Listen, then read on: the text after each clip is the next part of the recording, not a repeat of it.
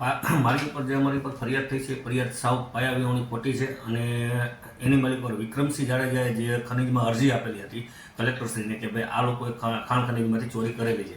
ખનીજના અધિકારીઓને કોઈ પણ વસ્તુ અહીંયાથી મળેલ નથી, જગ્યા ઉપરથી નથી વાહન મળેલ, નથી કોઈ વસ્તુ મળેલ, પણ વિક્રમસિંહની અરજી ઉપર ખનીજના અધિકારીએ ફરિયાદમાં ચોખ્ખો ઉલ્લેખ કરેલો છે કે ભાઈ વિક્રમસિંહના નામ કહેવાથી આ 5 જણા ઉપર અમે કરીએ છીએ. અને વિક્રમસિંહ મારી સામે એમના વાઇફ જિલ્લા પંચાયતની ચૂંટણી લડ્યા હતા, જેમાં એને બહુ જ ખરાબ રીતે હાર મળી હતી.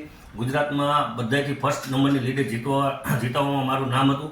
એટલા માટે વિક્રમસિંહને એક મારી ઉપર એ રાજકીય કિનાખોરી હતી. પછી થોડાક ટાઈમ પછી અમારે ગ્રામ પંચાયતની ચૂંટણી આવી, જેમાં વિક્રમસિંહ અને એમની પેનલનો અમારી પેનલ સામે લડવાની વાત હતી અને વિક્રમસિંહે પોલીસ પ્રોટેક્શનની સાથે અમે ગ્રામ પંચાયતની ચૂંટણી લડ્યા હતા. જેમાં વિક્રમસિંહને માત્ર ગામમાંથી જે ફેમિલીના મત મળે એમ 4 મત મળ્યા હતા.